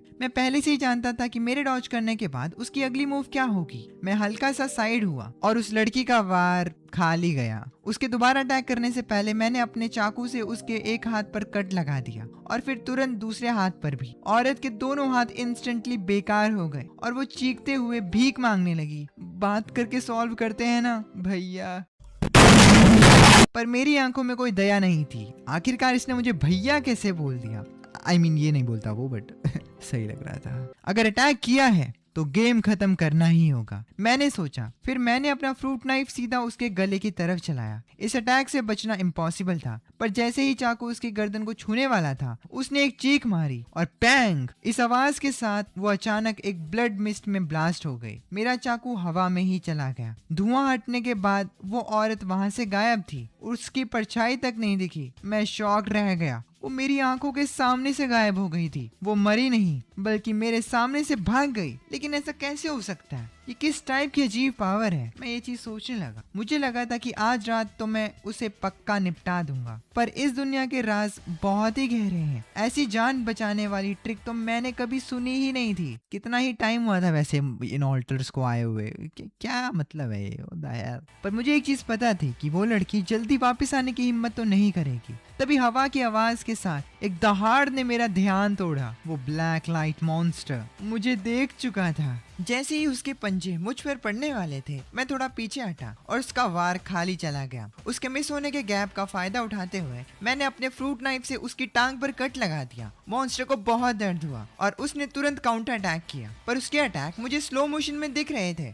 डेस्टिनी पॉकेट वॉच की प्रिडिक्शन पावर बहुत स्ट्रॉन्ग थी। सिर्फ कुछ ही मूव्स में मैंने अपनी फुर्ती और स्पीड यूज करके उसके पूरे शरीर पर जख्मों के निशान दे दिए, पर मुझे उसकी मेन वीकनेस नहीं मिल रही थी। मैंने उसके साथ लड़ते हुए अपनी आई ऑफ ट्रूथ ऑन की। मॉन्स्टर के सर के पिछले हिस्से पर रेड लाइट चमक रही थी और मुझे वो मेन पॉइंट मिल गया जिसकी मुझे तलाश थी। मैंने एक प्लान बनाया। मैंने जानबूझकर अपने पैरों को थोड़ा लड़खड़ाया ताकि मॉन्स्टर को लगे कि मैं वीक हूँ, और मैं ऐसा ही करता हूँ। जैसे ही वो मॉन्स्टर मुझे काटने के लिए आगे आया, मैंने अपनी टांगों को यूज करके एक बहुत बड़ी जंप मारी। और अपनी पूरी ताकत लगाकर उसके सर के पिछले हिस्से में चाकू घोंप दिया। उसकी बड़ी सी बॉडी धड़ाम से जमीन पर गिर गई। मैंने चैन की सांस ली। आखिरकार खत्म हुआ। मैंने बिना टाइम वेस्ट किए अपने डायमेंशनल स्पेस से ड्रैगन एग निकाला। खाना रेडी है बेबी। मैंने ड्रैगन एग को उस मॉन्स्टर की लाश के पास रख दिया था। देखते देखते ऐसा लगा जैसे वो एग जिंदा हो गया हो। जमीन पे पड़ा खून तेजी से गायब होने लगा और थोड़ी देर में उस मॉन्स्टर की लाश भी पूरी सूख गई। इस टाइम एग पर एक छोटी सी टेक्स्ट आई, इंक्यूबेशन प्रोग्रेस 2%। मैं बहुत खुश हुआ। मेरे पालने का तरीका एकदम सही है। मैं एक्साइटमेंट में एग को वहां ले गया जहां वो 2 ग्रुप्स पहले लड़ रहे थे। जल्दी ही ड्रैगन एग ने वहां जमीन पर पड़ा सारा खून सोख लिया। लाशों के पास से कुछ चमकते हुए ग्लोइंग ऑर्ब्स निकले थे। मैंने रफली चेक किया, कुछ खास नहीं था, तो मैंने उन सबको अपने डायमेंशनल वेयरहाउस में डाल दिया ताकि वापस जाकर उन सब के बदले और ओरिजिन ब्लड ले सकूं। ये सच में एक बहुत बड़ा जैकपॉट था। ये सब करने के बाद मैंने उस अट्रैक्टिव सक्यूबस ऑल्टा की तरफ देखा और सोचा, एक्साइटमेंट चाहती हो ना सक्यूबस क्वीन, तो लो आग और बर्फ की फीलिंग लो। मैंने कूलिंग बाम निकाला और सीधे उस ऑल्टा पर रख दिया। तुरंत वो दोनों चाम जिंदा जैसे लगने लगे और एक पर्पल लाइट ने मुझे घेर लिया। मुझे लगा था कि इस एक्सट्रीम स्टिमुलेशन से कम कोई मिथिक रेड लाइट तो मिलेगी, पर सिर्फ एक पर्पल लाइट निकली। लगता है ये क्वीन आमतौर पर बहुत वाइल्ड गेम खेलती है, मैंने सोचा। पर अगले ही पल कुछ अजीब हुआ। वो पर्पल एनर्जी गायब होने के बजाय ऑल्टर पर ह्यूमन शेप लेने लगी। एक धुंधली सी ह्यूमन फिगर धीरे धीरे क्लियर हो रही थी। मैंने तुरंत अपना चाकू टाइट पकड़ लिया, पर वो एक परफेक्ट फीमेल बॉडी थी। उसके सर पर छोटे प्यारे डीमन हॉर्न्स थे और पीछे एक हार्ट शेप्ड पूंछ थी जो हल्के से हिल रही थी। ये एक रियल जिंदा सक्यूबस थी। उसकी नशीली आंखें मुझ पर टिकी थी। हैंडसम, तुमने मुझे सच में खुश कर दिया है। इनाम के रूप में मैं तुम्हारी कोई भी एक विश पूरी करूंगी, उसने मुझसे ये कहा। उसकी आवाज सुनकर मेरा गला सूख गया और बॉडी का खून तेजी से नीचे की तरफ फ्लो करने लगा। बाप रे, मुझे तो एक हिडन वाइफ मिल गई। पर इस सुपर रोमांटिक माहौल में एक बहुत ही बेसुरी बजिंग साउंड आई। पास रखा हुआ ड्रैगन एग अचानक बहुत तेजी से शेक करने लगा। इससे पहले कि मैं कुछ समझ पाता, उस काले अंडे से एक बहुत ही डरावनी और स्ट्रॉन्ग पुलिंग फोर्स निकली। वो सक्यूबस जो अभी बनी ही थी, उसके एक्सप्रेशंस फ्रीज हो गए। उसे अपनी मौत फील हो रही थी। वो पुलिंग फोर्स इतनी स्ट्रॉन्ग थी कि बिना किसी रूल के उसने सीधा सक्यूबस को अपनी तरफ खींच लिया। जैसे ही सक्यूबस ड्रैगन एग से टच हुई, वो प्योर पर्पल एनर्जी में कन्वर्ट हो गई और एग ने उसे पूरा एब्जॉर्ब कर लिया। आसपास मौत जैसी शांति छा गई और मैं स्टोन की तरह जम गया। दिमाग एकदम ब्लैंक हो गया था। ये क्या हुआ? मेरी एपिक वाइफ कहाँ गई? मैंने जमीन पे पड़े ड्रैगन एग की तरफ देखा जो कि शायद डकार ले रहा था और फिर आराम से हवा में तैरता हुआ मेरी हाथ में वापस आ गया। मैं उसे पकड़कर कांप रहा था क्योंकि एग पर लिखी टेक्स्ट तेजी से बढ़ रही थी। Incubation progress 41%। एक एपिक सक्यूबस की एनर्जी इतनी ज्यादा होती है, मैंने ये कभी नहीं सोचा था। मैंने नोटिस किया कि एग से पर्पल लाइट निकल रही थी और उस पर कुछ छोटे छोटे हर्ट के निशान बन गए थे। अब अबिस डीमन ड्रैगन और हर्ट साइंस दोनों उस पर थे। एग ने प्लेफुली मुझे रब किया। मुझे पता था कि अब वो सक्यूबस वाइफ वापस नहीं आएगी। मैंने गुस्से से एगशेल पर पोक किया। उम्मीद है तुम हैच होने के बाद एक बहुत खूबसूरत लड़की बनोगी जो मुझे सेटिस्फाई कर पाएगी। चमड़ी साला। तभी आसमान में बिजली कड़की और ग्रे रेन शुरू हो गई। मैं जल्दी से एक रूफ के नीचे छुप गया। वहाँ लड़ाई के सारे निशान बारिश की वजह से तेजी से गायब हो रहे थे। फिर मैं पुरानी फाइट के बारे में सोचने लगा। उस औरत का भाग निकलना मुझे बहुत खटक रहा था, जैसे अंधेरे में कोई जहरीला सांप छुपा हो। मैंने डिसाइड किया कि मैं पास की एक 3 स्टोरी बिल्डिंग में जाकर देखूंगा कि क्या वो औरत पकड़ी जा सकती है और इस छिपे हुए खतरे को हमेशा के लिए खत्म किया जा सके। वहीं दूसरी तरफ ड्रैगन कंट्री की कैपिटल में अनॉमली अफेयर्स ब्यूरो हेडक्वार्टर्स में एक व्हाइट लैब कोट पहना रिसर्चर तेजी से अंदर आया। जनरल, गुड न्यूज है, हमने इस ग्रे रेन का राज पता लगा लिया। जनरल ली ने हैरानी से सर उठाया। डिटेल में बताओ। प्रोफेसर जाओ ने लंबी सांस ली। हमने इस बारिश के पानी में उस अननोन एक्टिव मटेरियल को एनालाइज किया है। पता चला है कि ये इंसानी बॉडी के लिए सेफ है, पर ये थोड़ी देर के लिए किसी भी सुपर पावर को बेअसर कर देता है। ये सुनकर जनरल ली शॉक रह गए। कमांड सेंटर के सारे हाई रैंक ऑफिसर्स के चेहरे पर यही डिसबिलीफ था। प्रोफेसर जाओ एक्साइटमेंट में थूक उड़ाते हुए बोले, यू मतलब ये तो मैं बोल रहा हूँ, ये असर तब तक रहेगा जब तक बारिश का पानी पूरी तरह इवेपोरेट नहीं बन जाता। उसके बाद ही उनकी पावर वापस आएगी। इसका मतलब है रात 12 बजे से लेकर सुबह 5 बजे तक जो भी ओवर कॉन्फिडेंट सैक्रिफाइसर्स हैं, अगर उन पर ये पानी पड़ गया तो उनकी पावर्स खत्म हो जाएंगे और वो नॉर्मल इंसान बन जाएंगे। ये सुनकर मानो जनरल ली के आंखों में चमक आई। अगर ये सच है तो हम इस रेनी नाइट का फायदा उठाकर उन आउट ऑफ कंट्रोल सैक्रिफाइसर्स को पकड़ सकते हैं। प्रोफेसर जाओ ने आगे बताया, ये पानी स्टोर नहीं किया जा सकता, पर अगर हम इस एक्टिव मटेरियल को निकाल लें तो हम उसके इनहिबिटर्स या हाई प्रेशर वाटर गन्स बना सकते हैं। अगर ये सक्सेसफुल रहा तो ये हमारा सबसे स्ट्रॉन्ग वेपन बन जाएगा। उधर उस खाली बिल्डिंग में मैं फोरम स्क्रॉल कर रहा था और उस औरत का वेट कर रहा था। तभी एक पोस्ट तेजी से सामने आई, शॉकिंग सीक्रेट, बारिश में बाहर मत निकलना, तुम नॉर्मल इंसान बन जाओगे। जैसे ही मैंने क्लिक किया वो पोस्ट डिलीट हो गया। मुझे समझ आ गया कि किसी ने जानबूझकर इसे डिलीट किया है। अगर ये न्यूज सच है तो इसका मतलब बारिश में वो पागल औरत दोबारा ब्लड मिस्ट बनकर नहीं भाग पाएगी। पर फिर मुझे एक टेंशन हुई। मैं सोचने लगा क्या मुझ पर भी इसका इफेक्ट पड़ेगा। अगर मैं भी नॉर्मल बन गया तो हंटिंग खाक करूंगा। तभी मुझे याद आया कि स्टार रेनबो थ्रोन से जो ओरिजिन ब्लड मिला था उसकी डिस्क्रिप्शन में लिखा था परमानेंट सॉलिडिफिकेशन। इसका मतलब ये कोई टेम्पररी बफ या टूल नहीं था, बल्कि खुद की बॉडी की पावर थी। बारिश भले ही मैजिक शील्ड्स हटा दे, पर वो मसल्स को थोड़ी पिघला सकती है। और मेरा डायमेंशनल वेयर हाउस एक इंडिपेंडेंट स्पेस है, तो शायद उस पर भी इसका असर नहीं पड़ेगा। डेस्टिनी पॉकेट वॉच उस वेयर हाउस के अंदर है, तो मेरा परसेप्शन और रिफ्लेक्सेस पे भी इफेक्ट नहीं पड़ेगा। ग्रे रेन में जब सब वीक हो जाएंगे तब मेरा पावर लॉस ना के बराबर होगा। तो क्या इस रेनी नाइट में मैं एक लौता गॉड होऊंगा? ये सोचकर मेरा दिल बाहर आने वाला था।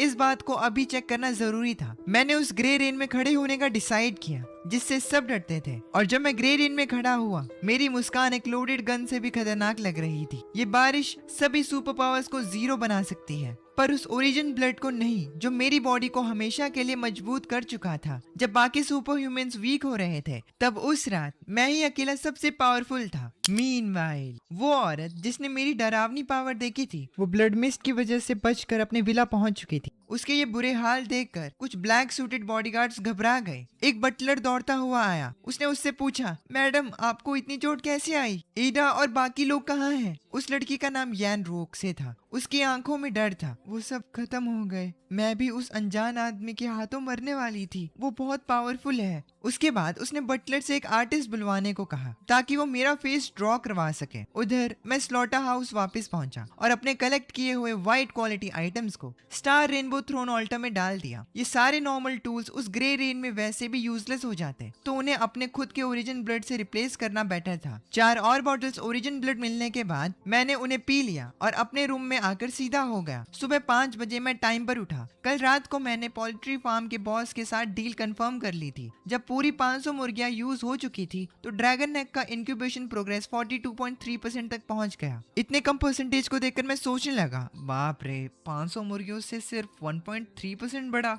ये तो सच्चाई में एक पैसे खाने वाला जानवर है। इसीलिए मैंने स्ट्रेटेजी चेंज करने का डिसाइड किया। ऑल्टर आने के बाद फिजिकल बिजनेस काफी इफेक्ट हुए थे। पोल्ट्री फार्म का बॉस अपने पोल्ट्री को बचाने में डिफिकल्टी होने की वजह से परेशान था। इसीलिए मैंने सोचा अगर मैं पोल्ट्री को जल्दी से सेमी फिनिश प्रोडक्ट्स में बदल सकूं तो वो अपने सेल्स चैनल्स खुद ढूंढ लेगा, जबकि मैं बस प्रोसेसिंग फी लूंगा और ड्रैगन एग उनका खून पी लेगा। इतना काफी था। मैंने फार्म के बॉस वैंग को कॉल किया और डायरेक्ट अपना प्लान बताया। हम दोनों तुरंत राजी हो गए। दोपहर में बॉस वैंग 500 और मुर्गियां ले आया। वो दूसरे फार्म्स की मुर्गियां भी लाना चाहता था। मैं जानता था कि वो मिडिलमैन बनकर पैसे कमाना चाहता है, पर जब तक एग हैच नहीं होता मैं चाहता था कि वो और ज्यादा पोल्ट्री लाए। अब बॉस वैंग को भेजकर मैंने स्लॉटर हाउस का काम फिर शुरू किया। इस बार मैंने एफिशिएंसी की जगह मुर्गियों को काटने के एंगल और पावर कंट्रोल पर ध्यान दिया। ये एक तरह की यूनिक ट्रेनिंग थी। मुझे लग रहा था कि मेरे नाइफ के साथ कनेक्शन इंप्रूव हो रहा है। इस रिपीटेटिव काम से मेरा पावर पे कंट्रोल बेटर हो रहा था। जब रात हुई ड्रैगन एग का इंक्यूबेशन प्रोग्रेस 43.6 हो गया था और फिर मैं अपना बैकपैक लेकर निकल पड़ा क्योंकि रात सेक्रीफाइस के लिए सबसे बेस्ट टाइम था। सिटी के दूसरे साइड शिया वाई वाई और उसका नया बॉयफ्रेंड जैंग यांग एक नाइट क्लब गए। वहाँ उन्हें ब्रदर लॉन्ग नाम का एक बंदा मिला। 5 लाख की इंट्रोडक्शन फी देने के बाद ब्रदर लॉन्ग ने उन्हें एक मिस्टीरियस लोकेशन बताई। जल्दी ही दोनों वहाँ के लिए निकल पड़े। रास्ते में जैंग यांग बहुत एक्साइटेड था, जब हम उस सिटी की सबसे बड़ी अंडरग्राउंड शैडो ऑर्गेनाइजेशन में ज्वाइन हो जाएंगे तो यहाँ हमारी ही चलेगी। फिर तेरा वो बेकार एक्स बॉयफ्रेंड और बाकी छोटे मोटे लोग हमसे पंगा लेने की हिम्मत नहीं करेंगे। शिया वाई वाई की आंखों में भी होप थी, जो भी था, मतलब होप,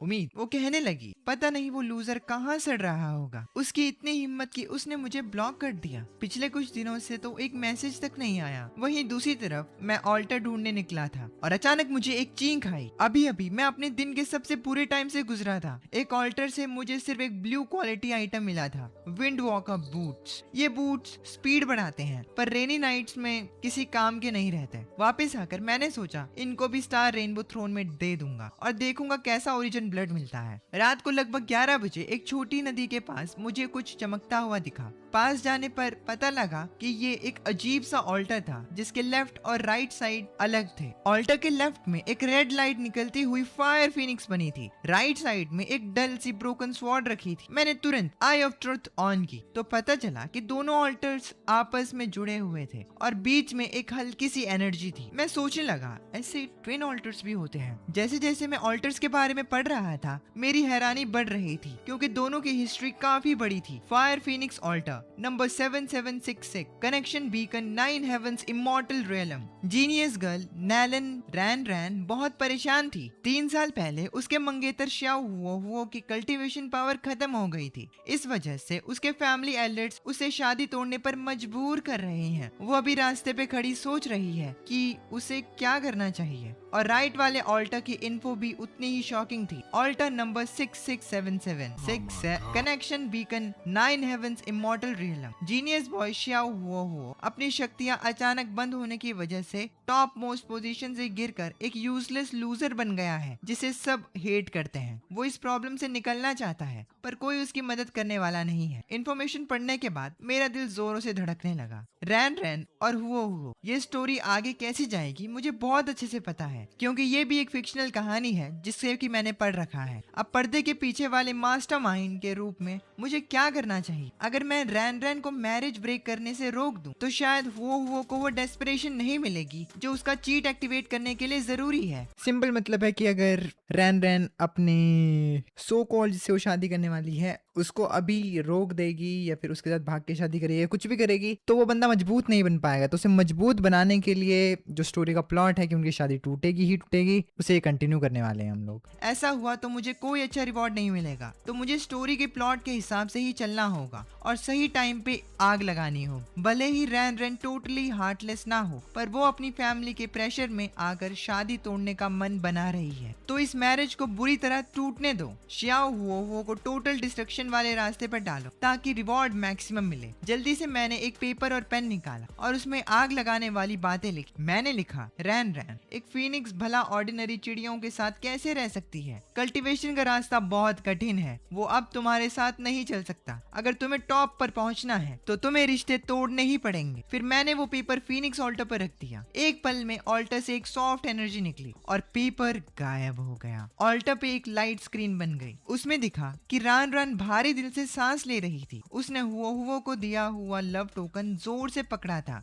बाहर से एल्डा की आवाजें आ रही थी। रॉन बेवकूफी मत करो, फैमिली डिसाइड कर चुकी है। अब शियाओ फैमिली नालन फैमिली से जुड़ने के लायक नहीं है। ये सुनकर रैन को बहुत गुस्सा आया। तभी खिड़की से एक रेड फेदर उड़कर आया और उसके हाथ में रुका। वो एक व्हाइट पेपर में बदल गया। उस पे लिखा पढ़कर वो कांप उठी और खुद से बोली, एक फीनिक्स भला ऑर्डिनरी चिड़ियों के साथ कैसे रह सकती है? उसकी आंखों की कंफ्यूजन तुरंत गायब हो गई। उसकी बॉडी का फीनिक्स ब्लड उबलने लगा। उसने स्मूथली उस टोकन को क्रश किया और बिना पीछे देखे ग्रैंड एल्डा के साथ शियाओ फैमिली के पास चली गई। जब ऑल्टा की लाइट स्क्रीन गायब हुई मैं इस मैरिज को तुड़वाने वाला हिडन बॉस बन चुका था पर ऑल्टा का कोई रिवॉर्ड नहीं आया। मैंने सोचा क्या मुझे दोनों साइड्स का वेट करना पड़ेगा? मैंने मुड़कर दूसरे स्वॉर्ड ऑल्टर को देखा और फिर से पेपर पे मैसेज लिखा, भले ही टाइगर जमीन पर गिरे पर वो झुकता नहीं, सिर्फ हवा के चलने का इंतजार करता है। 30 साल ईस्ट रिवर, 30 साल वेस्ट रिवर। इस यंग बॉय को कभी वीक मत समझना।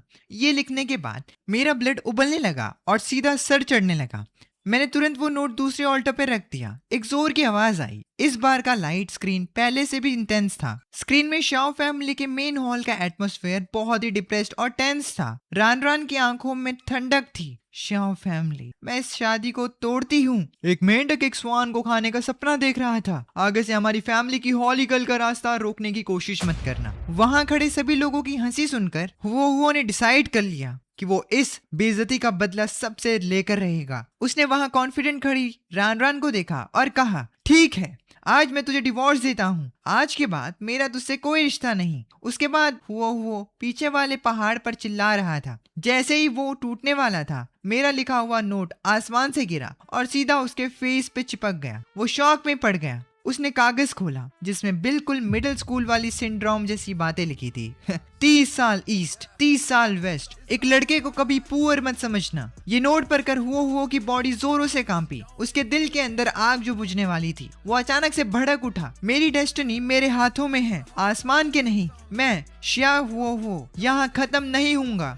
जैसे ही उसकी स्ट्रॉन्ग बिलीफ टॉप पर पहुंचा, उसके राइट हैंड में पहनी हुई ब्लैक रिंग बहुत तेजी से चमकने लगी। हजारों सालों से सोई हुई एक ताकत उसमें जागी। छोटे लड़के, इन सालों में तूने बहुत दुख झेले हैं। बाहर का लाइट स्क्रीन उसी पल फूट गया और स्पेस टाइम पार करके आई हुई एक इमेंस एनर्जी उस ऑल्टर पर आकर गिरी। मुझे यकीन नहीं हो रहा था कि रिएक्शन इतना बड़ा होगा। इस रिवॉर्ड की क्वालिटी क्या होगी, मैं ये चीज सोचने लगता हूँ। मैं अपनी आंखें फाड़ कर उस ऑल्टर को घूर रहा था। लेफ्ट साइड वाली फीनिक्स ऑल्टर से एक ब्लैक लाइट आसमान की तरफ फूटी। उस ब्लैक लाइट से एक्सट्रीम गुस्से और रिजेंटमेंट की एक टेरिफाइंग ऑरा फील होने लगी। मैं सोचने लगा, ओह शिट, ब्लैक लाइट। मैंने सोचा अब भागना पड़ेगा, पर उसी समय राइट साइड वाले ब्रोकन स्वॉर्ड ऑल्टर से भी एक रेड लाइट का पिलर फूटा। उस ब्लाइंडिंग रेड लाइट ने पूरा आसमान जगमगा दिया। ये देखकर मेरे पैर जम गए। मैंने कहा, रेड लाइट रिवॉर्ड, फिर मैं भाग क्यों रहा हूँ? मैं उस टाइम दोनों ऑल्टर के रिवॉर्ड्स को देखकर बहुत नर्वस था। एक तरफ मौत जैसी काली रोशनी थी और दूसरी तरफ एक ऐसी रेड लाइट जिसके पीछे सब लोग पागल हो जाते। मैंने तुरंत भागने का प्लान कैंसिल किया। मैं सीधा मुड़कर रेड लाइट वाले ऑल्टर की तरफ भागा। मैंने तुरंत उस रेड लाइट में तैरती हुई चीज को पकड़ा, एक डैगर जिसमें एक ब्लैक स्मोक निकल रहा था। उसी समय जमीन बहुत बुरी तरह हिलने लगी। मैंने देखा कि उस ब्लैक लाइट ऑल्टर में एक ऐसी शेप बन रही थी जिसका चेहरा रान रान से 70% मैच कर रहा था, पर उसका एक्सप्रेशन कंप्लीटली पागलपन वाला था और उसकी आवाज बहुत नफरत से भरी हुई थी। किसकी वजह से मैंने उसको खोया? उसकी आवाज सुनकर मैंने तुरंत अपनी आई ऑफ ट्रूथ ऑन की। रान रान का heart demon wraith, quality epic, karma twisting resentful body disaster. इसके पास नालन रान रान जैसी ही ब्लड लाइन है, एक्सट्रीम पैरानॉइड और क्रेजी पर्सनैलिटी भी। मैंने वहां से भागने का प्लान बनाया, पर उस रिजेंटमेंट बॉडी ने डायरेक्ट मेरा पीछा किया। एक मैसिव पावर आके सीधा मेरे चेस्ट पर लगी। मेरी बॉडी किसी आयरन से कम नहीं थी, पर फिर भी उसने मुझे इतनी जोर से मारा कि मेरे मुंह से खून निकल आया। मेरा दिल डर के बैठ गया। मैंने खुद से कहा, ओह शिट, इसके साथ कैसे लड़ूंगा मैं? वो आत्मा तुरंत आगे आई और मेरे गले पर अटैक करने लगी। डेस्टिनी पॉकेट वॉच अचानक से जोर से वार्निंग देने लगी। मैं तुरंत पीछे कूदा और अपने हाथ के उस नए डैगर से उस रेजेंटमेंट स्पिरिट पे अटैक किया। मुझे लगा डैगर इसकी बॉडी को क्रॉस नहीं कर पाएगा, पर बिना किसी मेहनत के डैगर उस आत्मा के अंदर चला गया। मेरी आंखें चमक उठी। मैंने खुद से कहा, ये डैगर कुछ आम बात नहीं लगता। स्पिरिट को दर्द हुआ और वो जल्दी से पीछे हटी। मेरे पास आने की दोबारा हिम्मत नहीं की उसने। फिर उसने एक ब्लैक फायर मेरी तरफ फेंक दिया। मैं रोल करके उससे बाल बाल बचा। मैंने अपना अटैक ऑन करने की तैयारी कर ली, क्योंकि ये डैगर सामने वाले की डिफेंस तोड़ सकता था, तो उसको मारना अब इम्पॉसिबल नहीं था। मैंने आई ऑफ ट्रूथ ऑन की। स्पिरिट की पेट के पास पर्पल लाइट फ्लैश हो रही थी। वो उसकी कमजोरी हो सकती है। मैं उसके पास जल्दी से गया और डैगर उसके स्टमक की साइड घुमाया। स्पिरिट ने अपने आप को गार्ड किया और अपना एक हाथ बढ़ा के अटैक करना चाहा। मैंने डैगर की डायरेक्शन तुरंत चेंज की। उसके स्टमक पर कट लगा, पर मेरा लेफ्ट आर्म भी उसके क्लॉज के लगने से इंजर्ड हो गया। उसकी पेट की रोशनी और डिम हो गई। फिर हम दोनों की फेस टू फेस फाइट चालू हो गई। मैंने उसके स्टमक के कट को और डीप किया, पर उसने मुझे वापस दूर फेंका। जब मैंने जोर लगाकर उठने की कोशिश की, तो मुझे लगा कि मेरी रीढ़ की हड्डी टूटने वाली है। स्पिरिट के पेट पर बनी लाइट और ज्यादा डल हो रही थी। उसने अपने दोनों हाथ जोड़े और अपनी पूरी रिजेंटमेंट को एक साथ जमा किया। एक बहुत बड़ी जाइंट स्वॉर्ड बनके मेरी तरफ आने लगी। मुझे इसी चांस का वेट था। मैंने तुरंत अपनी एक्ट 4 की एंट्री टिकट फेंक के यूज की। उस टिकट की मदद से स्पिरिट की स्वॉर्ड हवा में गायब हो गई और उसके फेस पे कंफ्यूजन और पछतावा आ गया। मैं अपनी टॉप स्पीड से गया और लगातार उस स्पिरिट के पेट पे स्ट्राइक करता गया। आखिरकार वो रिजेंटमेंट स्पिरिट जमीन पर गिर गई और फाइट खत्म हो गई। मेरी पूरी बॉडी पे छोटे छोटे कट्स थे। मेरा लेफ्ट हैंड और रिब्स पूरी तरह फ्रैक्चर थे। पर इस कंडीशन में भी मैं अपने ड्रैगन एग को नहीं भूला। मैंने उसे निकाल कर कमांड दी जमीन पे पड़े काले खून को पी लेने की। उसका इंक्यूबेशन प्रोग्रेस धीरे धीरे इंक्रीज हुआ और सीधा 49.6% पे रुका। तभी मेरी आई ऑफ ट्रूथ ने कुछ गड़बड़ नोटिस की। हवा में जितनी भी रिजेंटमेंट बची थी वो गायब नहीं हुई, बल्कि उस काले डैगर में अब्सॉर्ब हो रही थी। मुझे याद आया कि मैंने अभी तक इस नए डैगर के स्टैट्स चेक नहीं किए थे। आई ऑफ ट्रूथ यूज करने के बाद डैगर के डिटेल्स सामने आए। Primary soul dagger, growth progress 97 points, quality growth type mythic. ये सोल्स रिजेंटमेंट और फियर्स को खाकर अपना साइज बढ़ाता है। जिसके पास ये डैगर होता है उसे मेंटल अटैक से बहुत ज्यादा डिफेंस मिलता है। ये स्टैट्स बढ़ने के बाद मेरी आंखों में बहुत खुशी थी। एक और मिथिक आइटम, और ये दिमाग वाले अटैक्स को ब्लॉक कर सकता है। ये वही चीज थी जिसके मुझे सबसे ज्यादा जरूरत थी। हालांकि ओरिजिन ब्लड ने मेरी बॉडी का डिफेंस बहुत तगड़ा कर दिया था, पर अगर कोई दिमाग पर अटैक करके मुझे पागल कर देता तो मेरी सारी बॉडी पावर्स यूजलेस हो जाती और मैं धीरे धीरे मर जाता। लेकिन इस नए डैगर ने उस कमी को पूरी तरह से बाहर कर दिया था।